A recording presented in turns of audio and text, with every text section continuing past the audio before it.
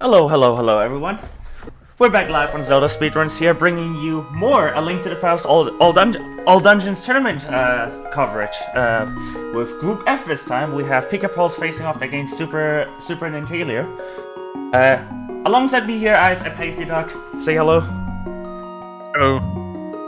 I probably mispronounced your name. I'm sorry about that. I'm really bad at pronouncing names. I'm German. I have an excuse. But yeah, bring you more more tournament showcase Group F this time. We have more A Link to the Past All Dungeons RMG tournament coverage tomorrow as well. We have Kyong92 facing off against Weighty Words. That will be tomorrow at 8 p.m. Yeah, at 8 p.m. Eastern time. So do check that one out as well, but I believe we're pretty much ready to go here, so I will pass it on to you, and good luck on both of the races. Alright, yeah, thanks a bunch. So yeah, again, welcome to the Link to the Past All Dungeons tournament. I am ALttP, and like was mentioned, this is between Pikapals and SuperNinTaylor. This is the 2 versus 3 matchup in this group, so it should be I am struggling with all the tabs I have open from all the stuff I'm doing. Alright, there we go. Apologize for that. Yeah, we're going to be getting started here shortly. They're just kind of exchanging their file names and everything before. It looks like we've just set them off here, so Restream will be catching up in a second. But yeah, this should be a really good matchup. Pikapals, both of these guys play I know they play a lot of randomizers, so we're glad to have them in this tournament playing the vanilla speedrun. Pikapals has improved a lot in this category since he first started. Looks like he's got a 115 PB right now. Not exactly before. I don't believe he was one of the players who did not have a PB coming into this, so he's completely new to the category. So getting a 115 starting from nothing is really impressive in that time frame. And SuperNinTaylor has got it looks like a 118 based on his splits. So it should be a really good matchup. 3 minutes is a little bit of a time differential, but like a lot. I don't know if anyone's watched the early races today, but a lot of stuff can happen in this category. Let's for a lot of excitement. In fact, probably one of the biggest upsets we've had so far in this tournament is Pika was able to upset the number 1 seed in this group, Louis, who is just an amazing player. I think he's like 5th place overall now with a mid 110. So certainly a lot of stuff can happen. Pika is playing to go 3-0 in this tournament. SuperNinTaylor is playing for his tournament life right now. If he wins, then he will be tied with Louis. He's going to the way it works is the top 2 based on record will advance, and then if there's a tie, it'll be down to time. So SuperNinTaylor does pull off the upset here. He will have his times compared against Louis, who's got pretty good times already. Yeah, Louis is looking at like a 113. So Taylor was going to have a really, really good run here to be able to advance. But we are planning on also, in addition to this, we're going to be running another tournament for the players who didn't make it to the top bracket. So his times will be, no matter what happens in this, his times will be for seeding in that as well. So a lot on the line. Taylor could maybe play a little bit of spoiler here. But so basically, if you haven't seen this before, this is what we call the restricted major glitches rule set that we play on. A Link to the Past is just horribly, horribly broken game. There's so many just incredibly broken things we can do this game. At some point, it was decided that we needed to sort of split up our tiers of glitches into no major glitches, which only allows just very minimal stuff. Restricted major glitches, or the major glitches category, allows pretty much everything. And then we kind of have this in-betweener one that we allow pretty much anything in the overworld, and then certain things in dungeons. And basically, there's no hard and fast rule what gets allowed in this category. Basically, if you're going to just be skipping large chunks of dungeons, if you're going to skip just the straight of Ganon's Tower, just skip to the end of Ganon's Tower without actually doing any of it, stuff like that will most likely get banned. But we let a lot of other stuff in here. Like I said, anything in the overworld is definitely good to go, just kind of by rule. And then certain things in dungeons. Anything that's not too terribly broken will come in. It's just kind of based on how the community feels about each glitches. So we'll be seeing a lot of this stuff. The beginning of the game is pretty straightforward. We just have escape into Eastern. Pretty much every category until you get to that completely unrestricted major glitch set. Pretty much has to do these two dungeons back to back. We need the boots right away. We don't really have a lot of items that allow us to break the game. So we get those boots. Those boots give us a lot of options to start opening up stuff, and just not only that, boots make you go fast. So you want to beeline them as fast as possible. So we're doing the escape sequence here, and then we'll be going shortly after that straight into Eastern.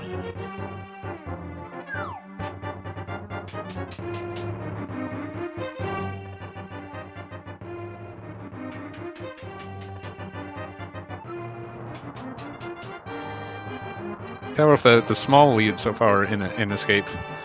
This segment again, you're going to see players maybe pick up a handful of seconds here, a couple of seconds over the course of the run. Again, with this category, there's so many opportunities to soft lock or hard lock, or just pretty bad things happening. A couple of seconds here or there, and escape isn't really going to make or break your run. It's nice to pick up, but Taylor with the early lead so far.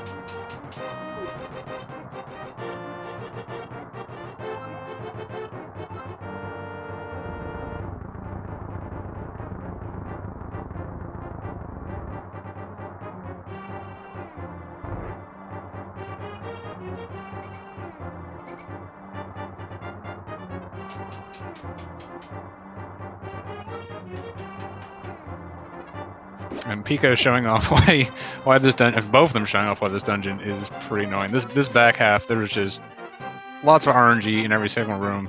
Pikapals getting some pretty annoying snake RNG in that room. There's like something like 9 or 12 snakes in that room, and they all can go in random directions. So it's not like there's a set amount of patterns that we have to have memorized. They just have to react to wherever they show up. You kind of want there to be kind of like an open path that you can run through, but sometimes you have to boom them, and sometimes even if you boom them, there's just some patterns that you're still going to get hit on. And Taylor getting the key rack, got a pretty decent key rack there. It's another major source of RNG in this section. Pika getting a slightly worse key rack that you had to go out of his way for a little bit, but both of those are pretty decent.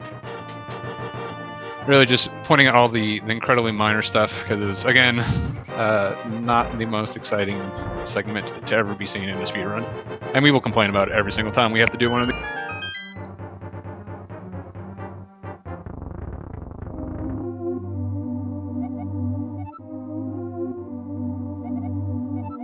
So in the chest here in Sanctuary, there is something we call Sank Heart or Sanctuary Heart.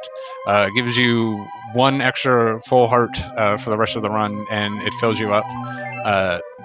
We'll see what these guys do, but there is a small route divergence that you can be done here, depending if you're going to pick it up. It looks like then Taylor is declining to pick it up right now, and I think let's see what Pika. Yeah, they're both declining to get it. So I'm trying to. It's a little hard to tell just based on splits sometimes, but there is a one of the major safeties in this route is picking up silvers. So there's a couple reasons you might want to pick up that heart now. You can get the heart for this escape Eastern segment right here. It makes this segment a little bit easier. This segment's not too difficult, but it can go wrong. So if you are going to get silvers, like generally, if you don't get silvers, we want to save the free refill for the next segment, because the next segment is very difficult. But if you are going to get silvers, you're going to end up saving quitting anyways, so the free refill doesn't matter. So some players elect to get it here if they do end up deciding to get silvers. Off the top of my head, I'm not sure what these guys are going to do, so we'll see in the pod segment what they do. But if you aren't getting silvers, you will 100% delay it to the pod segment, which is the next one, because you do want to use that free refill. Because after a save and quit, the game starts you at like a little more than like half your total hearts. So you won't be at full. Once you get to 4 hearts, you won't be at full. The only time you ever be at full is if you only have 3 total.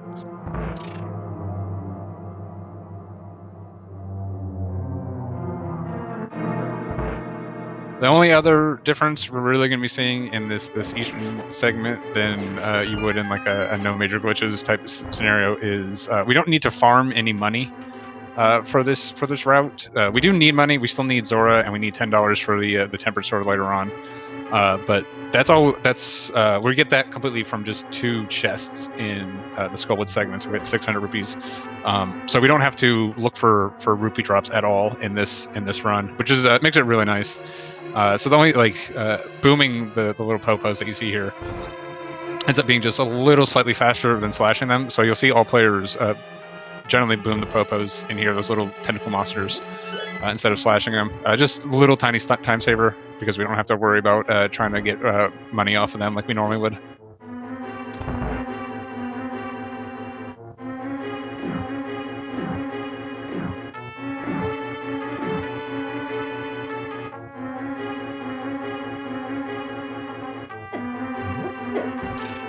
Taylor's showing off the inappropriately named big key skip because we're not actually skipping the big key, we're just doing a skip to get to it. Basically, we just take a little damage boost off of one of these popos, or alternatively the antifares here.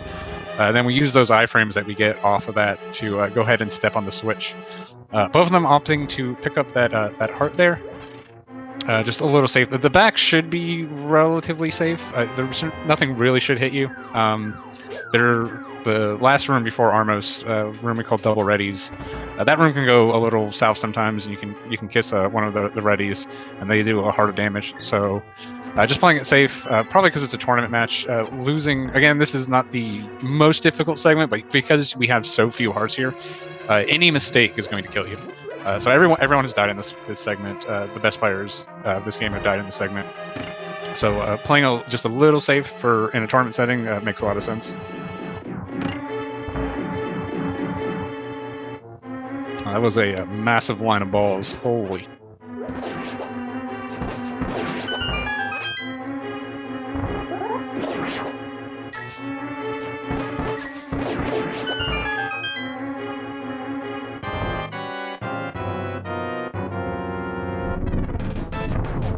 Our first boss here is the Armos Knights, just putting, just kind of can strategy here, put 18 arrows into them in a specific order. If you kill all the knights except for the last one will go into kind of a phase 2, and at the beginning of that phase they refill their health. So what we try to do is, if we can kill that last one before he can actually transform to that phase 2, they never actually go into that phase 2. So that's why you see players shooting those 5 arrows to the right beginning, puts 2 arrows in the very last Armos, and then when they come all the way around, you can kill them all off. But anyways, now, so we're kind of getting to the meat of this category now. We're going to be going into pod. We don't have the gloves to get up to Death Mountain, which is where we're going. There's a couple of glitches that will get us into pod from up there. But so before we do that, we need to do a glitch called DMA that'll get us up to Death Mountain. There's a newer version of it that's found by Yuzu just kind of right before this tournament started a couple months ago. It's a lot safer and a little bit faster than the old method that we did. It makes this segment a lot more consistent. And this segment is still not very consistent, but so it was definitely a blessing when he found it. Just made it a lot easier to do. But basically, we're going to do a spin speed clip into a corner here. We'll be seeing that a lot. If you have the spin speed state, you can basically just force your way through corners in this game. So we're going to use that to kind of hop up out of bounds, and then we're going to transition up off the screen past the natural transition point. It's going to cause Link's position to wrap around the screen, but the camera is not going to be kind of move with us. The camera and Link's position are decoupled in this game. So we're basically going to be walking around off screen here. It's going to look a little funny. Basically, you just have to memorize these inputs to figure out which cave you need to go into. And you see us just pop right up into the Old Man Cave. So we're going to be getting the mirror here from the Old Man. Mirror is just needed for a bunch of stuff in this category in general, so it's nice to get. And then conveniently, the way the underworld the underworld in this game works is the entire underworld is on one big map. It's just kind of a sleight of hand that makes it feel like it's different dungeons. So we can abuse that by basically clipping through walls in the underworld to get into pod, because pod happens to be right next to one of these caves in Death Mountain. So it's a pretty convenient bit of routing. We can just pick up this mirror, which is a item that helps us a lot. It helps us in dungeons to go back to the beginning. We'll need it specifically for some other stuff later on as well. But we need this. We get this here, and then we can go straight into pod. So let's see. Right here is where they would be getting silver, so they opt to do it. So we're going to keep an eye on Taylor here.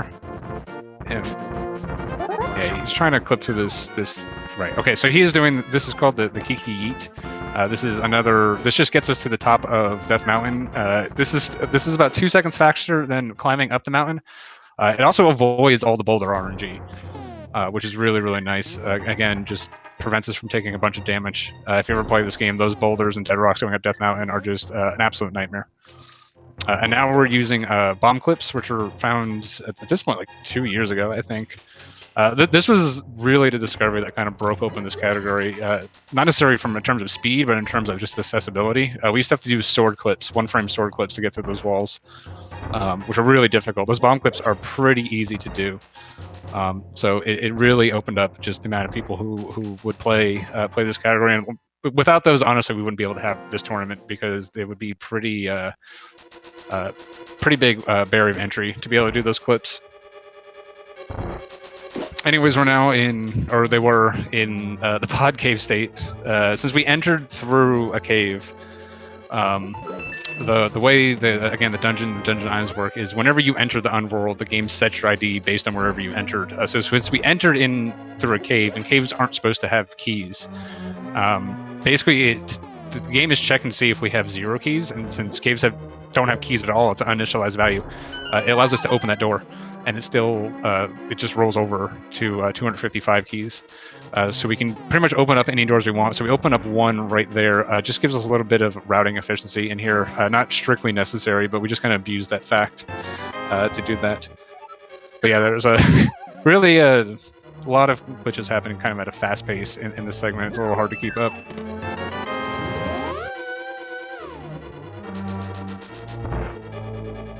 And this segment also really you can start seeing real differences between the level of runners. The top guys in this category just will put up gobs of time on their opponents in pod because it's a very difficult segment. There's so much happening so quick.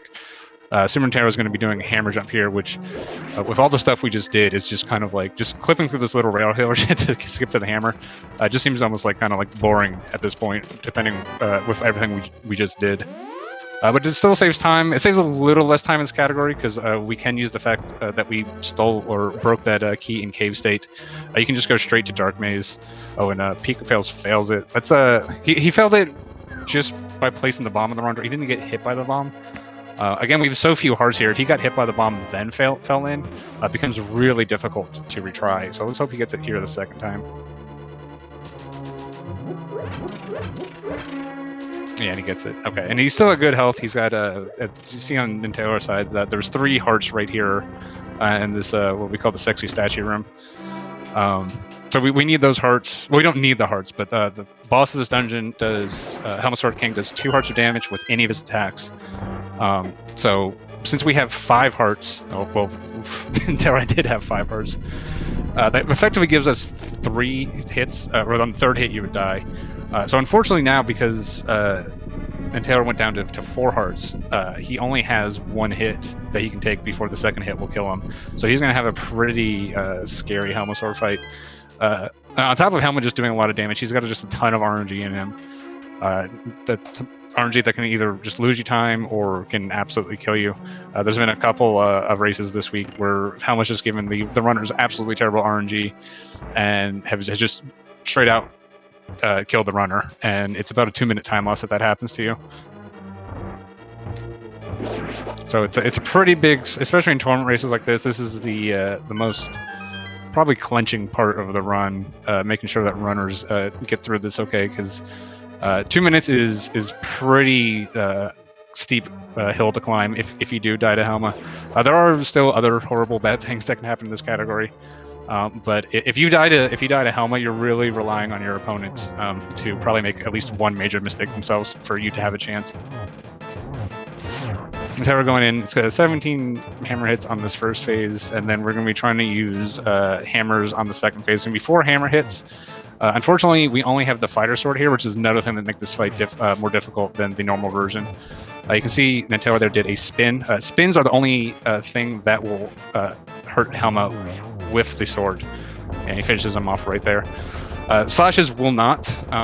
So like one of the things you can do in this fight is you can use those spins as kind of like a little defensive maneuver. The spin, if you hit the little crystal on his head, tends to bounce Link a lot further away than the hammer does.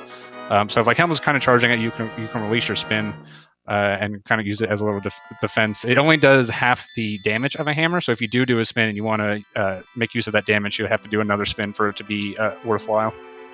Pika having a little trouble getting these hammers in. It's a very tight hitbox. Another reason why this fight is pretty. He does finish it off. Yeah, you see, Pika was going for some right side hammers there. I'm not actually sure if it's a tighter hitbox to hit him on the right side, or if it's just like a mental thing with like the way you tend to line it up. But you see most players will end up primarily going for left eye hammer hits.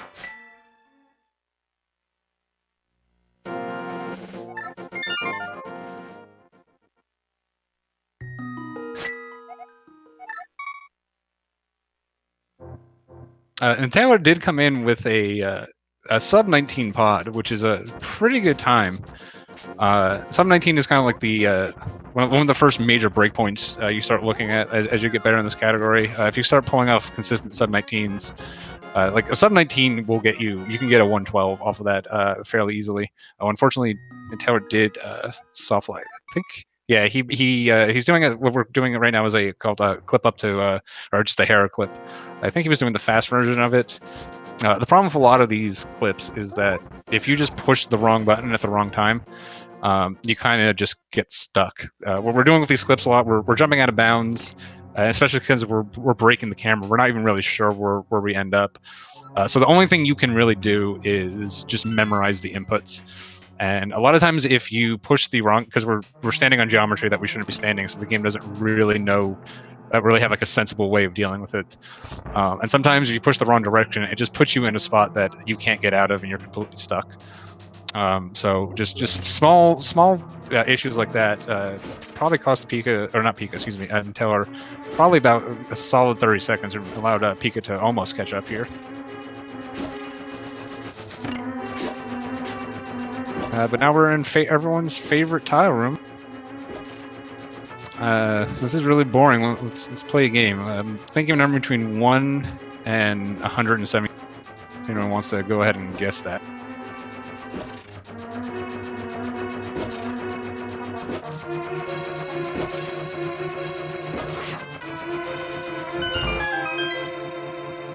All right, thank God we're out of there.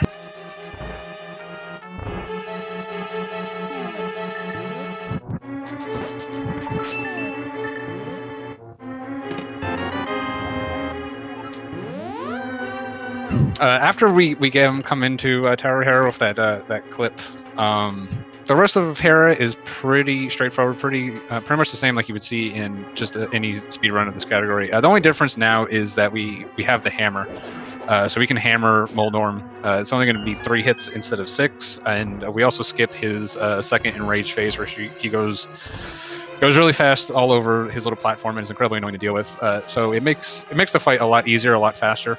It's one of the main reasons we go to pod before coming up here. The other reason is just gives us a little... the routing just works out a little better for what we're going to end up doing after this. We do need... Well, we don't actually need... Technically, we do not need this Moon Pearl in this run. There are ways around the Moon Pearl using this rule set. It's just that all of those ways are incredibly slow. So since we're coming through Hera anyways, we just go ahead and grab it. The game with this category would be a lot different if we did skip it, so... But technically, Moon Pearl is not a required item. It is literally just an item to make us go faster. So we still get it, but it's basically the boots.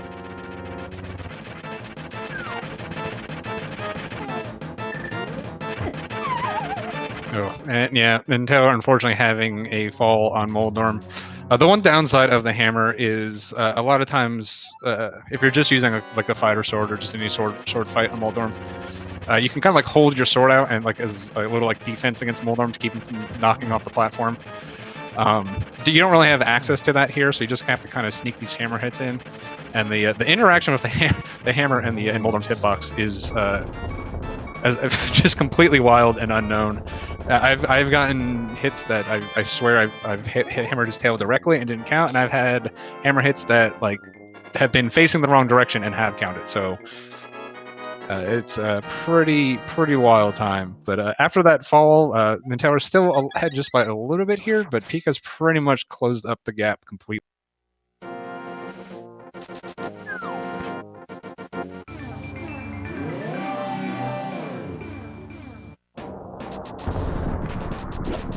So now we are going down to Thieves Town. This little area of Death Mountain is just kind of supposed to be like a little segregated like tutorial area. You would get up here normally, just in like a casual playthrough of this game. By going up Death Mountain, it kind of would put you in the Dark World as a bunny because you don't have the Moon Pearl yet. So it's kind of like the tutorial for the Moon Pearl. But the nice thing about that portal is it's the only Dark World portal in the game that has no item requirements on it, that we can just walk into the portal. Most of them are covered up by a rock or something. We don't have any gloves right now. So we abuse the fact that the game kind of gave us this free portal and the fact that we're allowed to do overworld glitches to just hop off of Death Mountain and then walk down. Kind of similar to the Underworld, the Overworld is just on one big map. Even if there's not a natural transition between two screens, we can just kind of ignore that. So again, we just kind of spin speed clip through one of those corners. We hop down onto a transition, and then we get what is affectionately called as a funny auto walk thing to put us in Dark World proper. And then we're just gonna do Thieves Town again, pretty much as normal. The interesting thing about this category is because we kind of just rearranged all the dungeons, the dungeon order. Some of the dungeons become significantly harder, like Pod, and the next two dungeons, Thieves Town and Skullwoods, will be done on less hearts than most players are used to. It'd be effectively like if you skip Sankheart in RMG. Also for Thieves Town, we don't have the Master Sword. It's a less of a big deal here than it was in Pod. Because it won't kill most of the things in here. We just kind of dash through most of Thieves Town, so most of the things that we would kind of want to kill anyways just kind of get pushed out of the way. There's only really like one or two rooms where you really notice and miss having the Master Sword. The other major thing is there's this big old block in the basement that again we don't have gloves for, so we can't pick up. And normally we just pick it up. For some reason, the developers just gave us a way around that block, so we just go around it, and then we're going to pick up the mitts, and those are going to be the only gloves that we need for the rest of the game. If you're used to like watching a randomizer or something, gloves in the base game, or really any item in the base game, is not progressive. Whatever you pick up, you get. So we're going to pick up the mitts here, and then we're just never actually going to get those regular power gloves.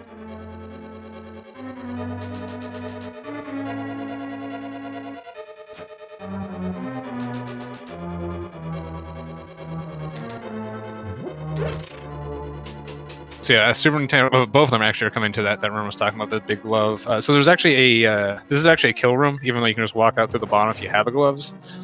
So we just go ahead and kill all the enemies in here. There's a little neat bomb strat that we have. Bombs are really precious in the categories. You saw early on with that pod, the Kiki skip, we used a bomb there for clips. We also have to use bombs for, like, you saw a bomb early used in here to blow up the attic.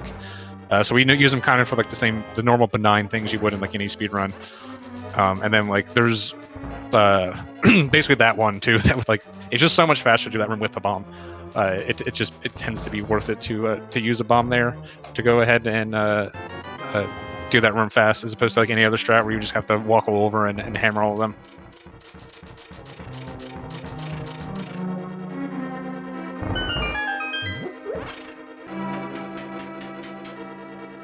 So both of them coming up to the boss of this dungeon, Blind. Blind's a completely scripted fight as long as you do the same thing every single time. Blind will react the same exact way. And the other nice thing about Blind is Blind takes the same amount of damage no matter what you hit Blind with. So even though we have the Fire Sword here, it doesn't matter. We can still do the same exact strats. The only thing that you kind of have to get used to, like the first time you run this, is that the Fighter Sword is just a little bit shorter than the Master Sword, so you have to kind of adjust your movement just a little bit. It's not a big adjustment, but it's just something to be aware of. And Taylor finishes off Blind very cleanly. It looks like Pikapals is on the same way, and yes, they both have just perfectly well executed blind fights. That's exactly what I want to see every single time. And we've got quite the race going on right now.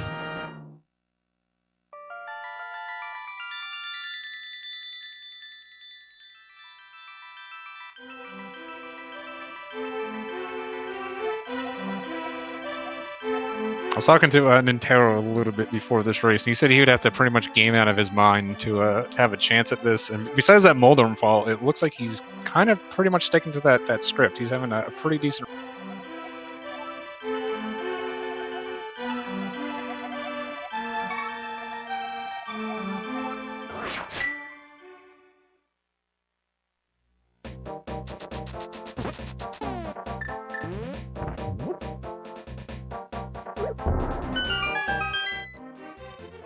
Meanwhile, we're moving on to the Skull Woods segment.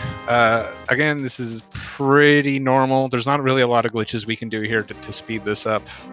There's a couple of things that different kind of like routing that we've kind of played around with, but nothing just seems to be faster than just doing it the most boring way possible. The only difference is we've never got the book, and it turns out the book is just right here in the light world next to the frog, which we get the tempered sword from. So we just pop in real quick to get it here. Both of them are doing a newer setup for this called what we call affectionately Frog Door. If you're wondering why, it's because there's a frog and there's a door. It's a very creative name. But basically what it allows us to do is we can just mirror and we can go straight into the door, and then we come back out. It puts us on this rock, and we can actually talk to the frog on top of the rock. The only real downside to this is if you try to talk to that frog really, really early, there's actually a hard lock. That's happened a couple times in this tournament already, and since we haven't saved since before Tower of Hera, we've done all this kind of as one big single segment. They be back before the Hera, like right after Pod, so it's about a 10-minute time loss. It's the second biggest hard lock in the category. It's fairly rare for it to happen, so it's not too risky to go for here in a tournament setting. But it is only about it's like 20 to 40 frames faster than the older method that we. But definitely nice to see both of them going for it.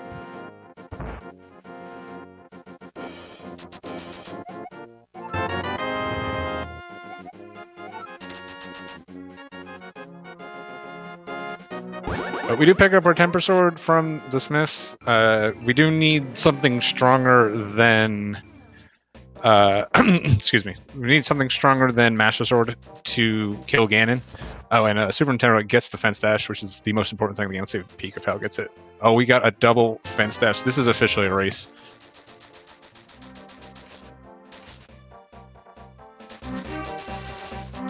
But yeah, we do need something better than Master Sword to finish the game. And Temper Sword is just so much more powerful than Master Sword that it tends to be the best option to get. The strongest sword in the game, Gold Sword, requires Temper Sword to get.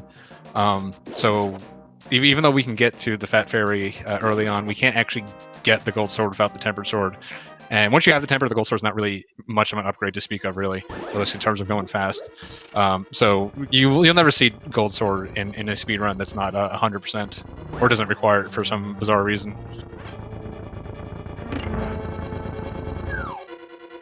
Both of them in what is one of the candidates for worst room in the game. I think it's come to the consensus that it may not be the worst room in the game, but it is the worst room in this. Pika definitely showing off why we think that these mummies can just give you hell. SuperNinTaylor had a very nice mummy room. On the other hand, he picked up a pretty large chunk of time right there.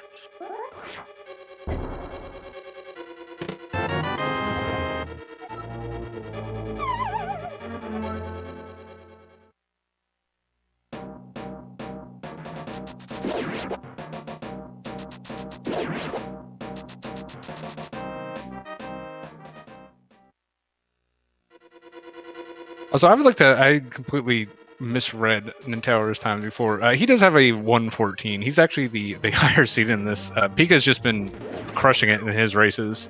And there's so many people in this tournament. I got him a little. So Nintendo's actually the higher seed in this. So this is a really good race that we're seeing right now.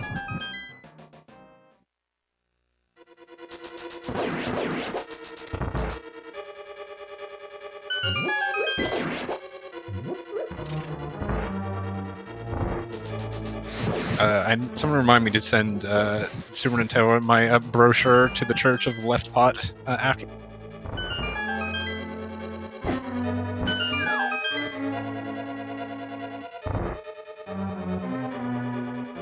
Yeah, unfortunately getting hit by that bunny beam, there's really not much you can do afterwards. He has a fair amount of hearts. He could have opted to kind of just face plant into one of these spikes here, but this room just kind of turns into a mess if you enter it in bunny state.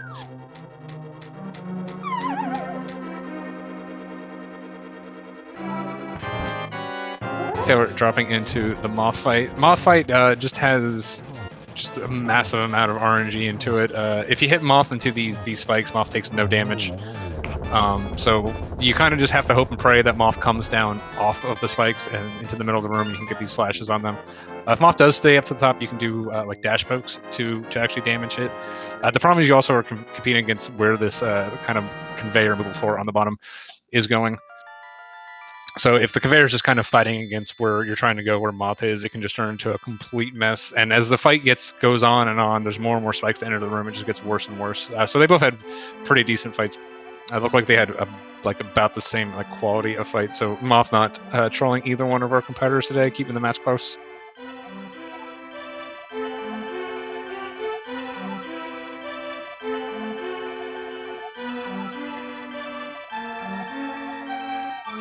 One downside about close matches is they're in the damn cutscenes at the same time, and there's nothing to talk. All right, we're out. So this next little segment we got going on here, this is sort of our main shopping trip of this category. We need to get the flippers because we need them for Swamp. No matter what we do, Swamp is pretty unbreakable getting around those flippers until we start allowing some pretty major glitches. And then we need to, the only reason we got the book is because we need Ether, and the only reason we need Ether is to get into Mire. So both of these things are kind of like two the holy grails that are kind of left of things that we could potentially skip in this category. Not needing Ether for Mire, which is really hard to do really in any category. Even the completely broken categories end up getting Ether. They don't get it here. They get it in some truly bizarre ways, but they still end up getting it somewhere. And then flippers, if we could somehow get into Mire without Ether and we could get through Swamp without the flippers, we could cut up this whole little shopping trip. But basically what we're going to end up doing is we're going to be doing pretty much every single dungeon on the bottom half of the screen next in one just kind of large block. So there's really no other time to do this shopping trip. We needed the book, so we couldn't do it earlier before Skull Woods, and we needed the money. Both of the things, basically all the chores we do in Skull Woods are just set up for other chores we need to do right now. But this is really the bulk of it. After this, we're really going to just start hitting dungeon after dungeon, and the category really starts picking up speed.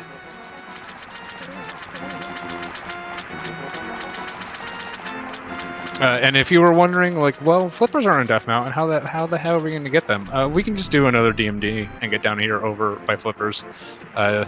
Doesn't really matter where the game wants you to go. If two screens are next to each other, we will find a way to.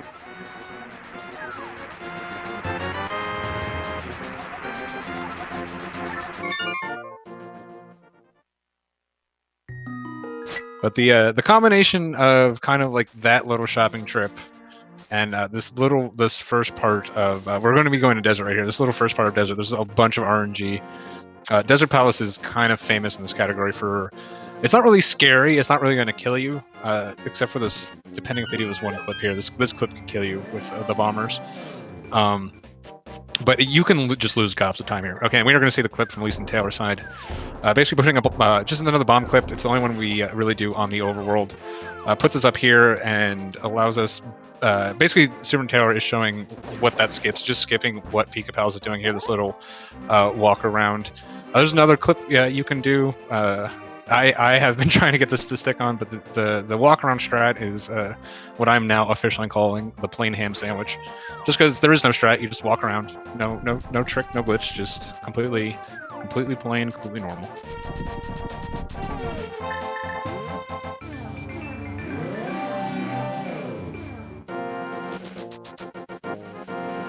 Thanks for the sandwich, ham.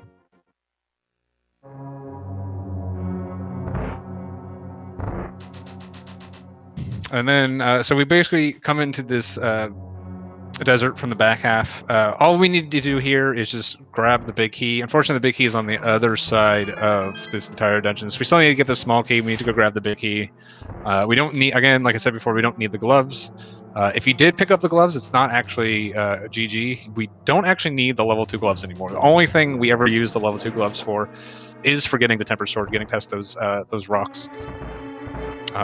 Besides that, the only thing we even use any gloves for at this point is just picking up a rock right before cold. So gloves are barely required in this run, which is nice because throwing rocks is really annoying. It's really slow and it's bad. Looks like SuperNinTaylor going for the desert spin speed. Went a little farther there. It scared me a little bit, but I think we got through it just okay. If you jump down there, it's a nightmare. You have to normally you'd have to come back in with the book. I'm pretty sure there's actually a bomb clip to get back up there. I don't really actually know where it is though. So in a RMG category, it's a little bit less of a time loss, assuming you know how to do it. The other nice thing, this is one I mentioned before. Some dungeons in this category get a lot harder because you're doing them completely under-equipped.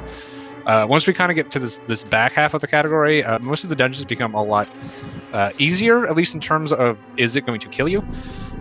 There's still difficult things that pop up in some of the dungeons, but here instead of having to do the old bow landmo, which is everyone's favorite, we have temper sword, we have fire rod.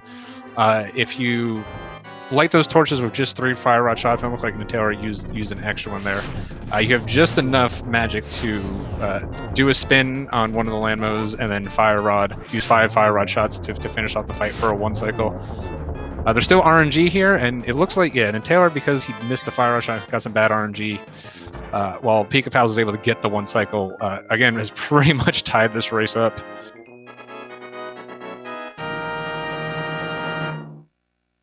Yeah, it's not that far apart. Anyways, we're going into Mire. Mire is the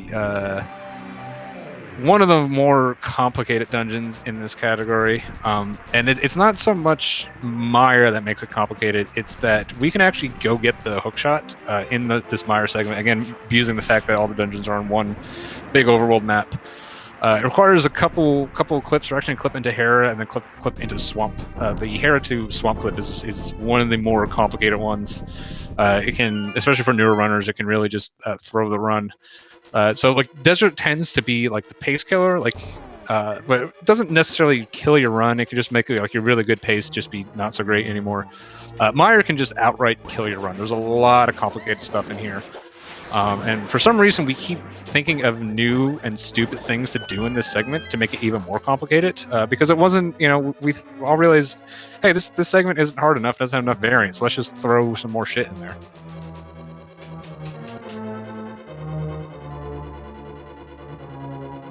But anyways, so to do that, so the reason we do it in Mire, you heard me say we go through Hera. You might be asking, well, why don't we just do it in Hera? We actually need an extra key. Mire is supposed to be like kind of this big maze. It's got a bunch of extra keys in it that, if you know your way through the dungeon, you don't need. So we're gonna steal this extra key that you saw them pick up 2 keys in that room. We're gonna use one of those. Actually, one of those is actually a swamp key. I know it doesn't look like it, but it is a key that will open up a door in swamp.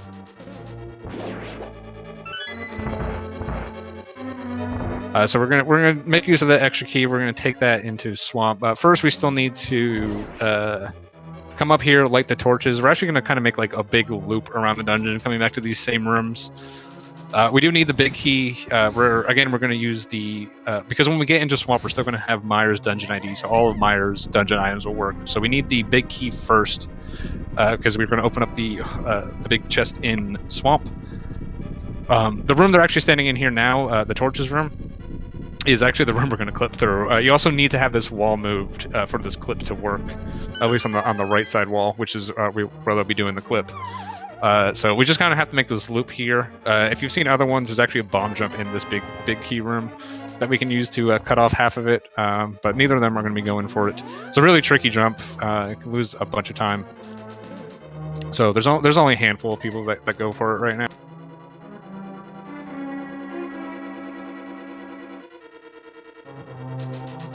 So yeah, you can see them. They're going to be just making this loop, going back to the exact rooms that we already saw before.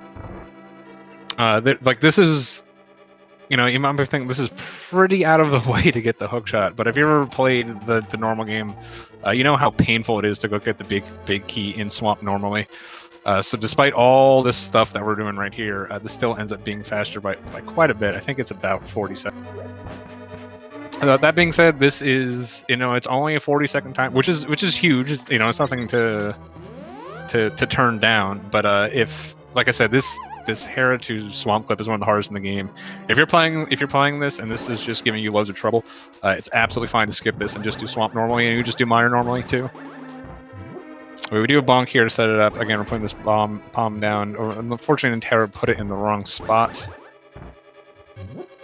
Yeah, Pika gets through. The reason this is so difficult is, so for most of these bomb clips, it puts us into a wall, and then if we're on the correct pixel on the wall, and then we put in like a set of inputs, it actually teleports us up or down a fixed amount of pixels. That's what allows us to kind of go through these walls. With the left side bomb clips, you actually have to move up 2 consecutive frames. And if you mess it up at all, you pretty much have to reset it. So it's not that it's that difficult. It's just like doing a 1-frame input is not necessarily that hard. It's just if you mess it up at all, you have to completely restart it, which takes a lot of time. And then the fact that you have to do 2 of them in a row, just a lot of stuff can go wrong. We also we're now back into, we just mirror back. Again, we never left Mire's dungeon ID. So when we make use of that mirror, it just goes, okay, we're going to put you right back at the beginning of Mire. A little annoying because we have to do this Mire 2 room over again, which is a little slow.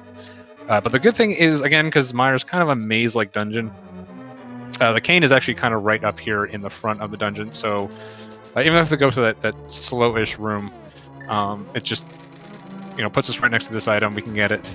And then normally, again, we'd exit through the left of this room, but since we mirrored and mirroring resets the switches, we can never actually put those pegs in the right place for us to get through them. So we just have to go all the way across this big room in the middle.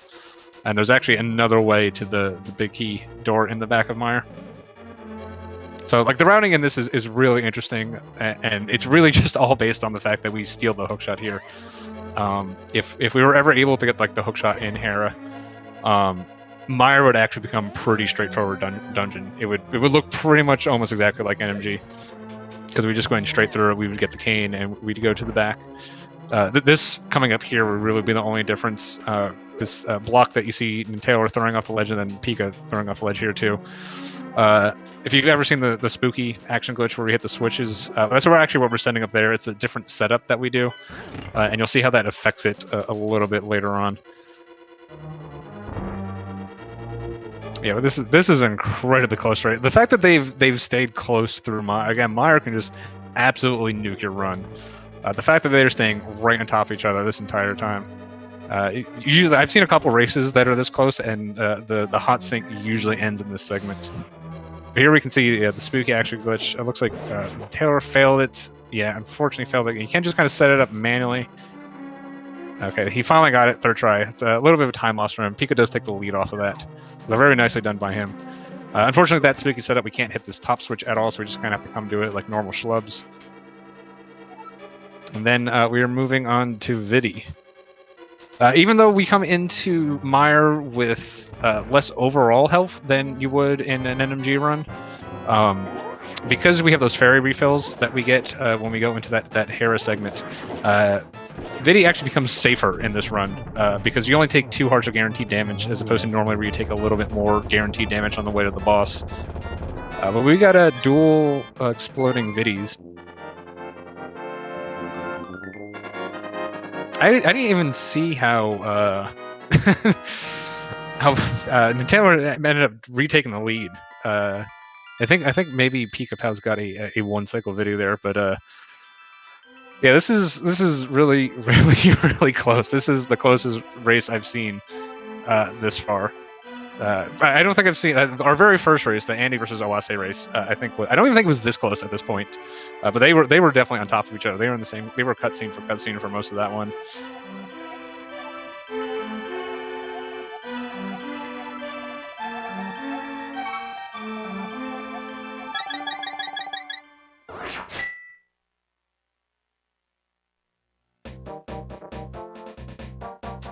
All right, so you know, we kind of had, like I said, we had the pace killer segment in Desert.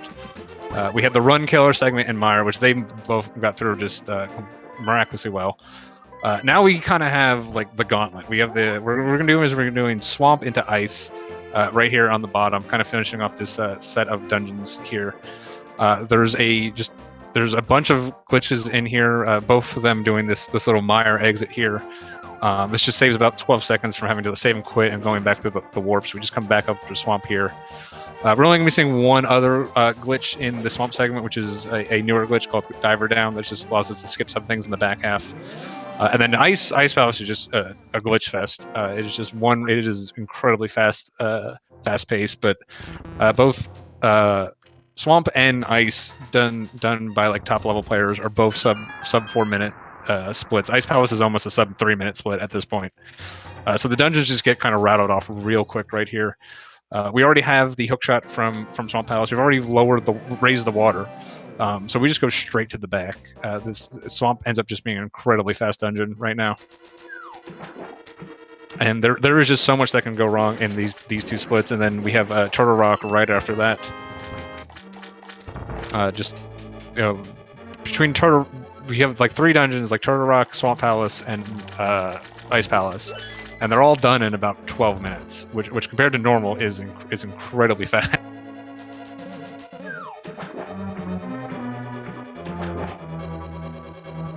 So many a hot run and hot pace have been killed by this little gauntlet that they're doing.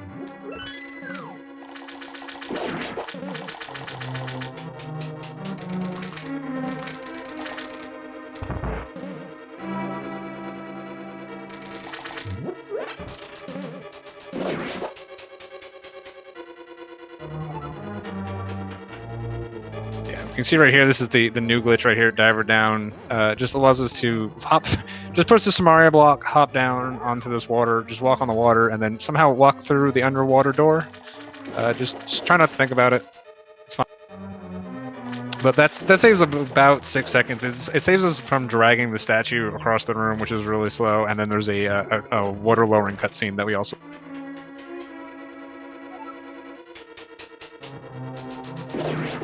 that reef, those bombs and arrows that Taylor picked up, I don't think he really needed though. Although he might, depending on his route, he may want the extra bomb there.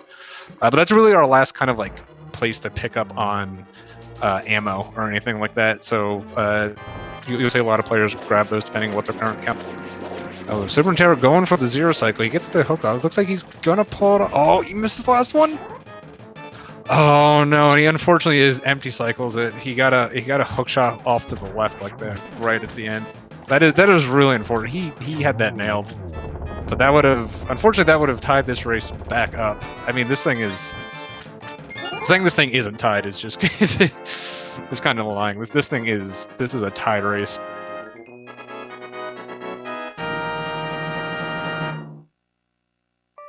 All right, so we now have the longest cutscene in the game, and they're both in it. So, how's everyone's day going? No one ever picked that number that I was thinking of before.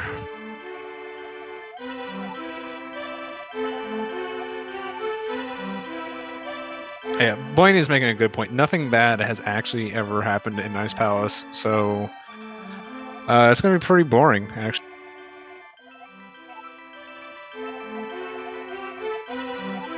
No, but Ice Palace is actually just a horrible thing. So, as I said before, Ice Palace comes by really quick. We're actually going to be using this hookshot to clip up onto this ledge here, and we're going to be seeing our first mirror wrap. Mirror wrap is just you push, you transition the screen the same time you hit the mirror. Depending on where you do it, a variety of bad things happen. Generally, they're really horrible, nasty things, but we kind of just abuse the fact, and we get this kind of wacky screen scroll, and it just so happens to put us right in the middle of that Ice Palace little entranceway that generally there's no way to actually get to, which is really convenient. It only saves about like 6 to 7 seconds over the normal way, and then we do another bomb clip to skip a bunch of floors, and then we don't even go down to the basement anymore. We're just gonna go straight through. And we're going to be doing another new glitch, again, discovered by Yuzu, because he discovered everything, called Icebreaker. This allows us to get to the back half of the dungeon a little bit faster than we normally. Again, just abusing the smarty blocks here. It's not a difficult trick, but again, like I was saying before with the hair to swamp thing, it's just a bunch of one-frame inputs, so they can go wrong pretty quickly. Both having very good icebreakers. A little struggles early on, but that's an icebreaker I would take in any.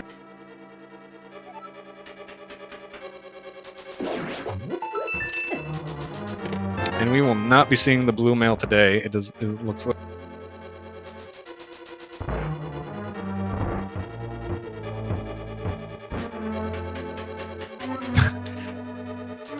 I mean, this is an amazing race. These guys are just on top of each other, just doing like Pika going with the sword slashes to get to the that lonely fireball room. NinTaylor doing the. It's one of the great things about this category. I mean, not so much that room. That room's in most categories, but like, there's so many just like optimal strats here and different ways of doing stuff. Even stuff with, like I was mentioning, like the bombs before. Like everyone has a different bomb route, as opposed to like you look at like NMG where everyone's just kind of doing the same exact. So it's always fun to watch these, just see how everyone handles them differently. We're dropping a cold stare here. You need your entire magic bar to empty out or to break the ice prison. It looks like Taylor was trying to go for the single poke, got away from him a little bit, but ends up cleaning up. I think Pika might have been doing 6-slash again. Just got away from him a little bit. It looks like NinTaylor cleaned it up just a little bit faster than Pika did. But again, keeping this. Oh, did he go for the double poke? Okay. Yeah, that's why I got away from a little. Double poke was a very, very hard strat. It's not too much faster than single poke either. And we're back in a cutscene. But I'm looking at these guys' splits. Pika actually, so it looks like he goaled at both desert and swamp. He's 4.3 seconds ahead after swamp.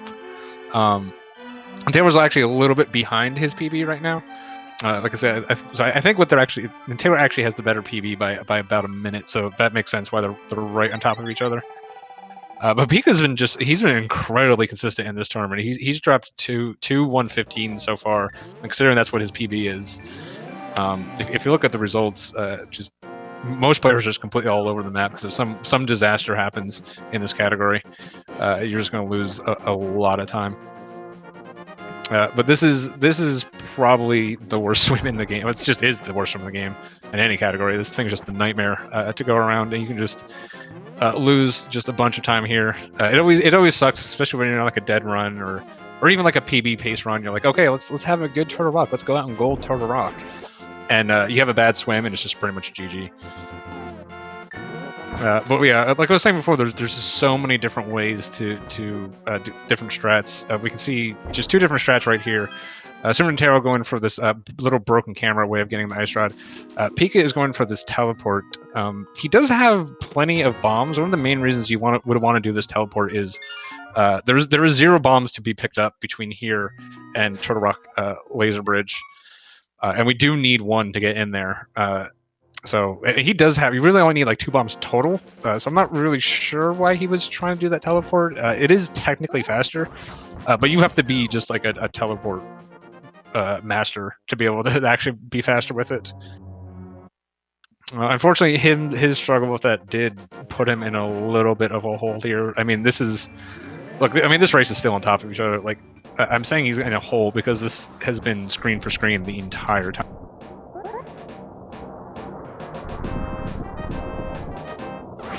So we're going to be doing another one of those mirror wraps that we saw before. We have to do this little Turtle Rock climb here. Again, this is a little bit of a dangerous part of the run. Any errant input on that climb there will actually soft lock, and you have to go save and quit back to the old man. NinTaylor gets through it fine. Let's see how Pika does. Looks like he's going to get up there too. Yeah, they both get to the top here.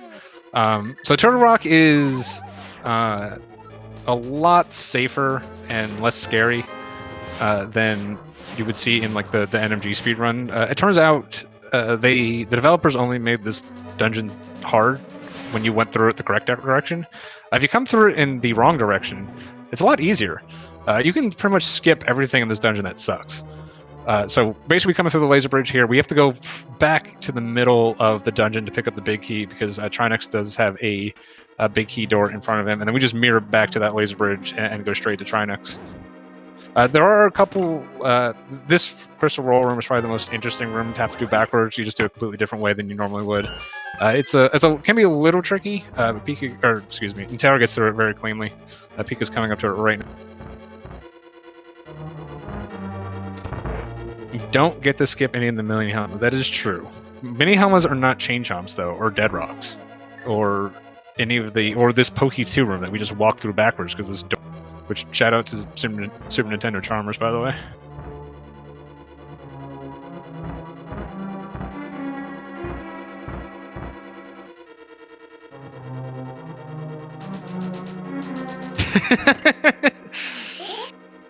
Hey, come at the king, baby Charmers. You're gonna get burned. That's all I'm gonna say.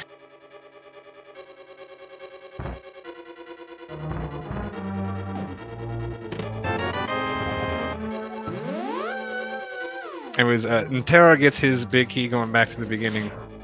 Pika actually gets the fastest RNG. It's one of the RNGs that is a blessing in disguise.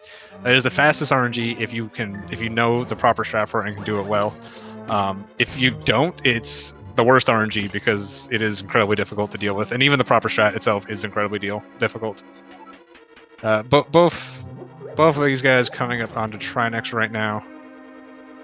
NaTaylor playing it pretty safe. Generally, you really don't need that full magic pickup for Trinex. But again, with a tournament race, it only takes a couple frames to pick it up. Just go ahead and play it safe.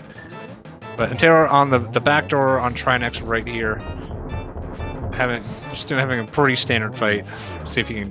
What you're trying to do here is trying to completely beat this head cycle. It doesn't quite do it, but he still just gets the one cycle right there. Let's see. It looks like Pika's actually opting to do the Blaine, just fight Trinex from the front here.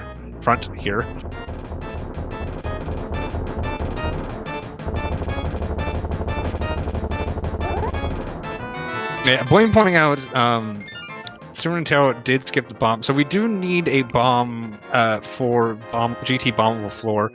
There is a reliable backup to get one in bombable floor itself. I don't know if NaTaylor knows the strat for it, but if he does know how to do it properly, it's technically faster to actually get it in bombable floor than he does here. So we'll keep an eye out on that when he gets to that room. That's the room right before Ice Armos, if you're not entirely sure what I'm talking about. But we're still cutscene for cutscene. These guys are going to be going to Ganon's Tower next. Ganon's Tower. So we have all these crystals. We collected them so we can get into Ganon's Tower. We're just going to sit down and say screw that and skip into GT kind of our own way. We don't need no damn crystals to get in there. So we're just going to save and quote. We're actually stuck in Trinex's head, so we couldn't even get over there if we wanted to, besides mirroring and then going back in the dark world. But that's really slow. So we're just going to clip in the GT. GT doesn't, because we can clip into it any time. It doesn't actually have to be done last in this run. It just ends up being the most convenient routing, which is nice. GT is just a hard execution dungeon, so it's always a nice end stone or end cap to these speedruns.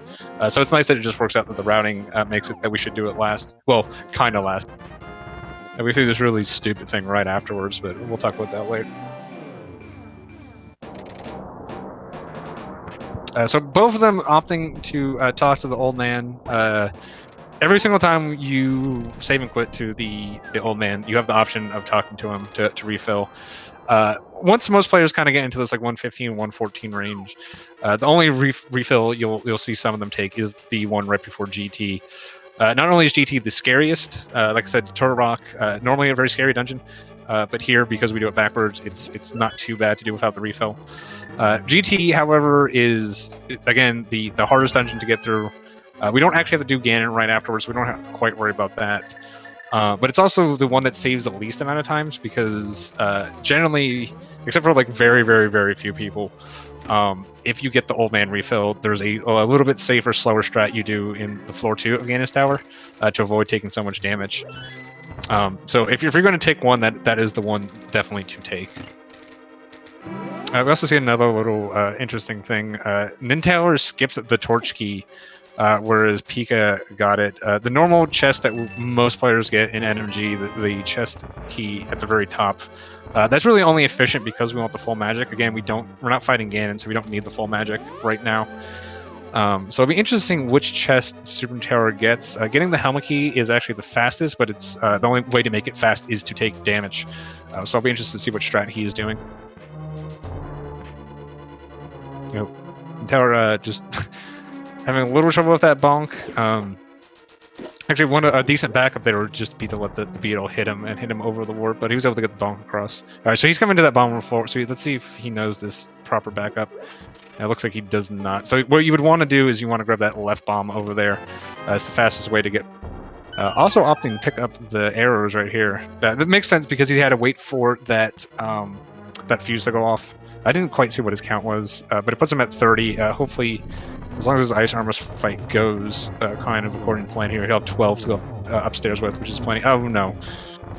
Well, all right, well, Pika's got a chance to catch back up right here with this Ice Armor fight that NinTaylor is having.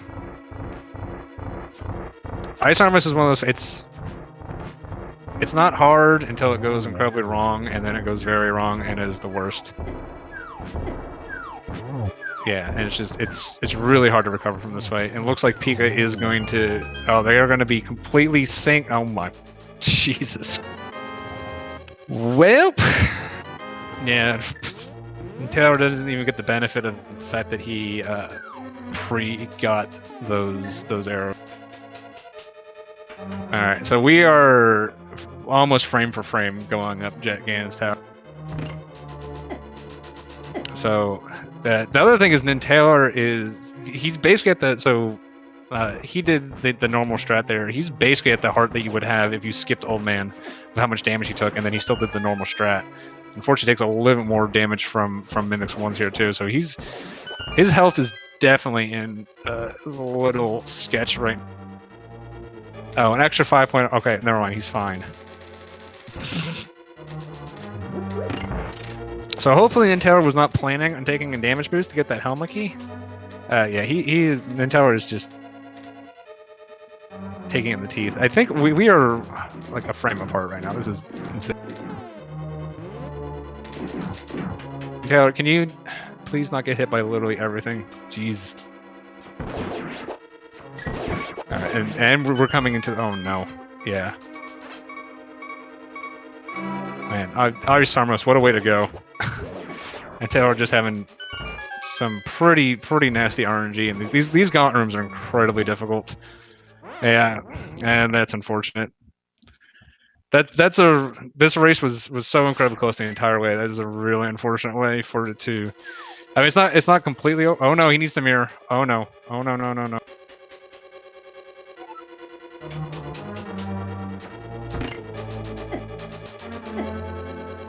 Well, at this point, it's probably not even faster to not mirror. So, okay.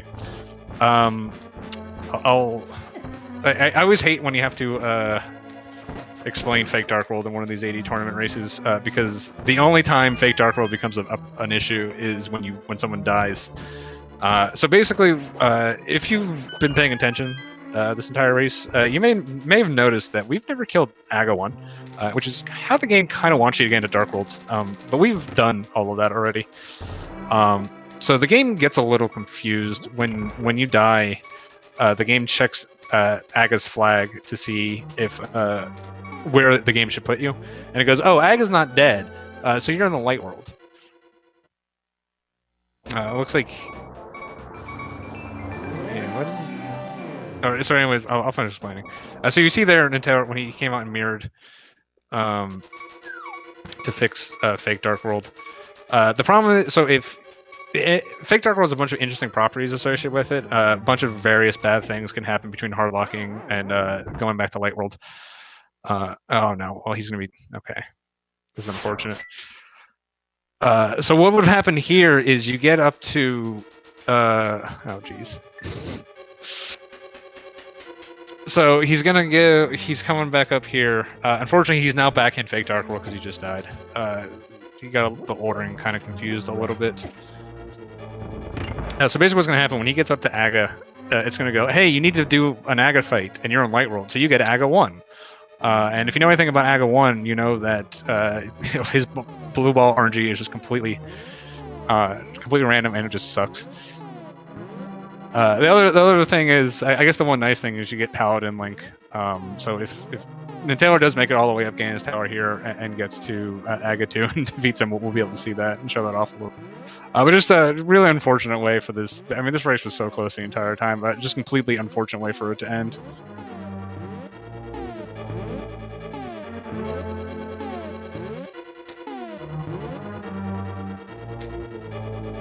And then, of course, NinTaylor, because he's got no errors, he's just doing this little mimic clip to get them out, to get through these rooms.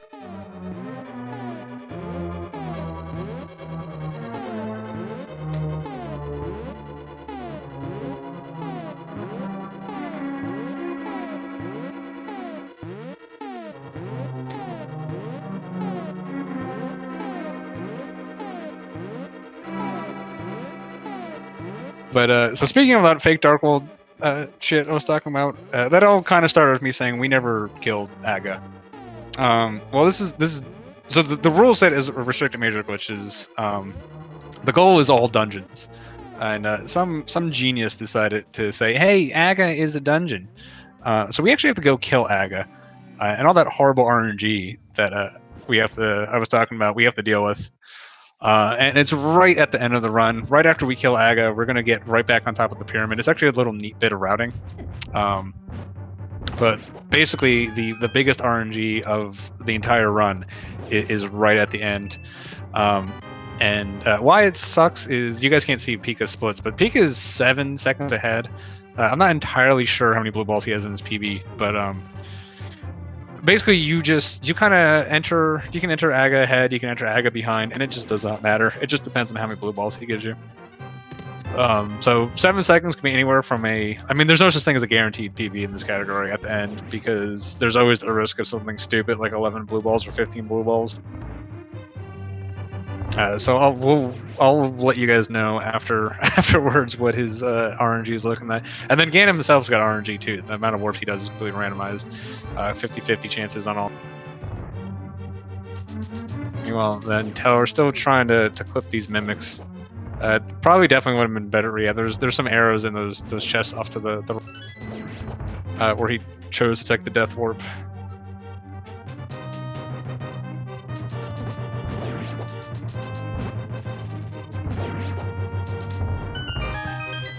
But the Aga Tower, like I was talking about how nice of an end stone everything GT is.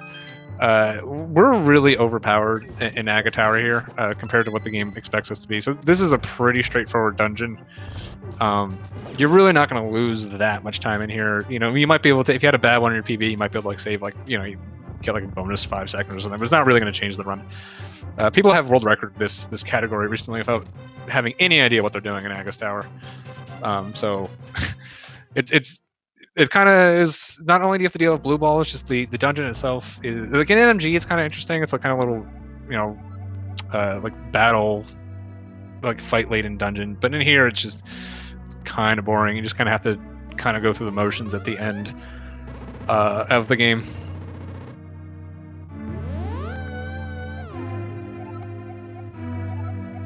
Anyways, Pika is going to be going to this fight. Again, random amount of blue balls, 50-50 each cycle, except for the first cycle very first cycle and any cycle after a lightning phase. That's why the amount of blue balls is capped. Besides that, they're completely wrong. So we have nothing to do now but count how many blue balls he's got. He's 0 for 1. 0 for 2.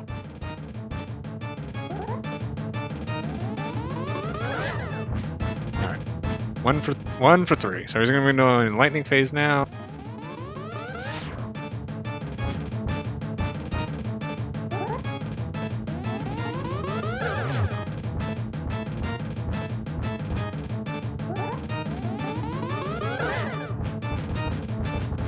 That's 2. We had so much exciting stuff to talk about, and it's just all gone now.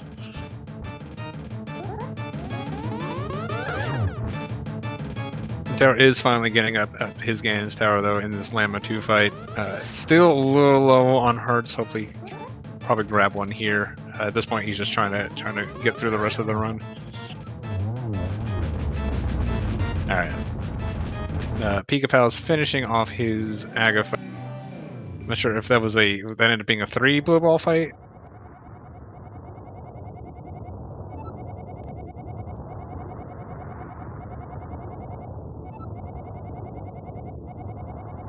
I think he's going to be...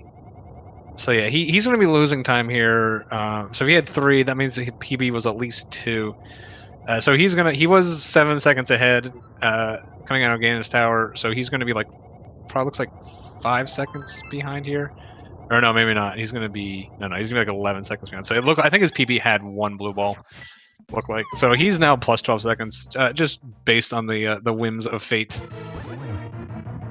I'm not sure what his Ganon looked like. Oh, he's got a fairly slow Ganon though. He had a 206 Ganon in his PB, so he can still pull this back if he gets a good Ganon warps here and gets the 1-1, which he does not, unfortunately. So yeah, let Ganon get out of that 1-1. The nice thing about Ganon, again, we have that free refill. The Ganon fight tends to be a lot less scary.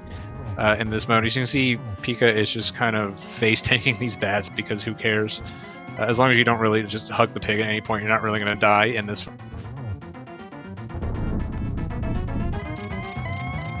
Oh, and then, man, the tower died. It looks like I think he died in the room before Moldorm.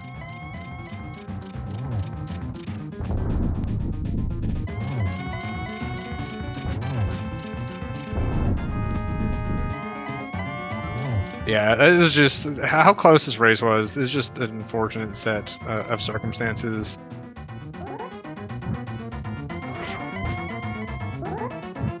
It came all down to that Ice Armors fight, and everything just spiraled out of control out of there. I think with Pika is finishing off his Ganon fight just this phase 4. It looks like he's just opting just to use the lamp here. Ideally, you would switch to the Fire Rod here to keep him. You'd be able to triple Ganon pretty much every single phase. So it's a little tricky to do. The lamp just obviously uses less magic, so if you make a mistake, it's not nearly. The only problem is if Ganon is at the top of the room, unless he's like on the top left, you can't really get a triple on some of them. So the lamp is a little bit slower. But it looks like Pika is going to be finishing off this fight here in a second and be coming in first place. And I think ZeldaSpeedRuns was just probably looking at the restream, realizing that Pika's probably finishing in a second, and I wouldn't be entirely shocked if we end up getting the forfeit here.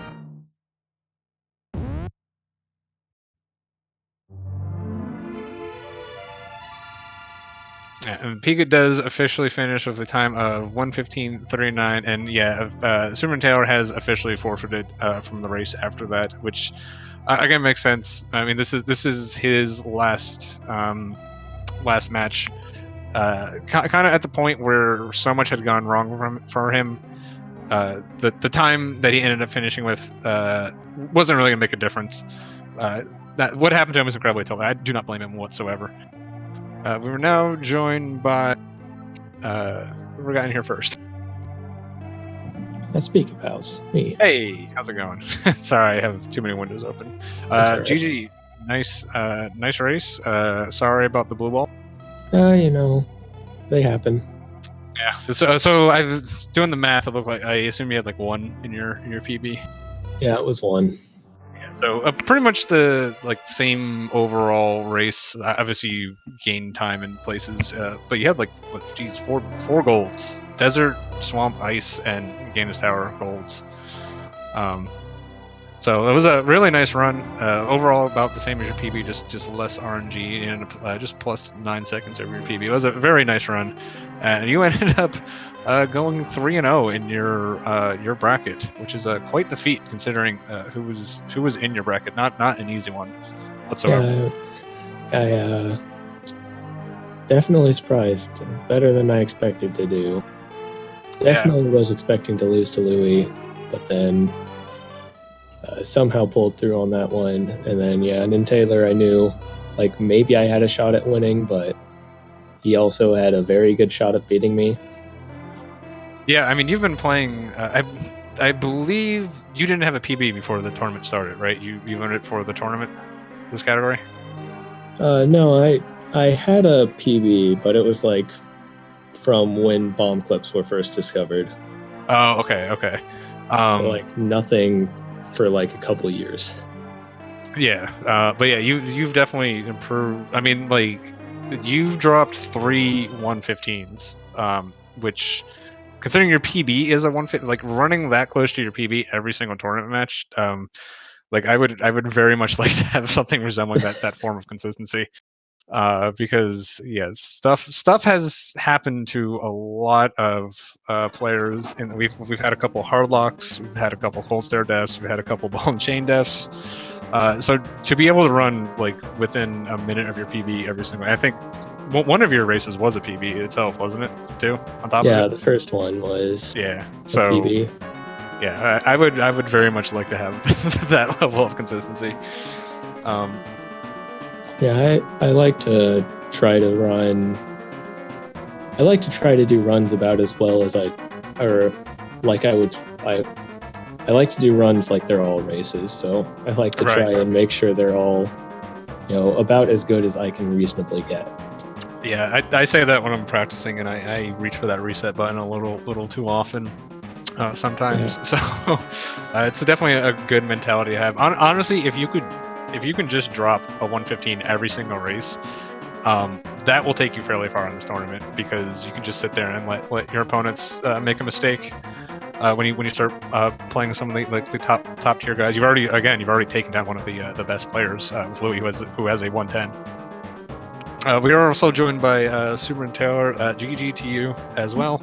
That was a incredibly exciting race until, unfortunately, the started spiraling out of control for you at the end there. But that was the closest race I have been watching. You guys were frame from frame, like since Desert Palace up into the Games Tower. So very exciting race. GG to you.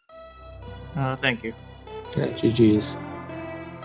Yeah. So yeah, I don't know how much you do. I know that the Games Tower stuff must have been kind of frustrating to you. So I don't know if there's anything you want to say, but like it happens. It's something again happens to all of us. Like the ice almost kind of started the spiral, and unfortunately, Gauntlet did what Gauntlet does. Yeah, kind of sucked. I haven't had an ice armos like that in forever. And yeah, like you said, it spiraled out of control from there. Yeah, you managed to actually build a little lead going to Games Tower, and then it pretty much again was like frame for frame leaving Ice Armos after your little incident, and then the Gauntlet unfortunately happened. But like up into that point, this is definitely one of the most exciting races I have seen so far. It was really great the entire time. Pika ended up running just like 10 seconds over his PB, and you were a little bit behind yours. But then it made for some. I mean, the entire race was every single cutscene. You guys were in the cutscene together. And I had nothing to talk about, so I guess that was the only downside to it.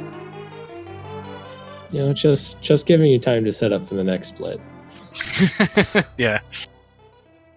I came into it felt like a lot of pressure, because I knew even if I beat Pikapals, he'd still finish ahead of me. I had to like not only beat him but beat my own PB by like 2 minutes. So it was pretty overwhelming. But, it was all right. I guess it was fun.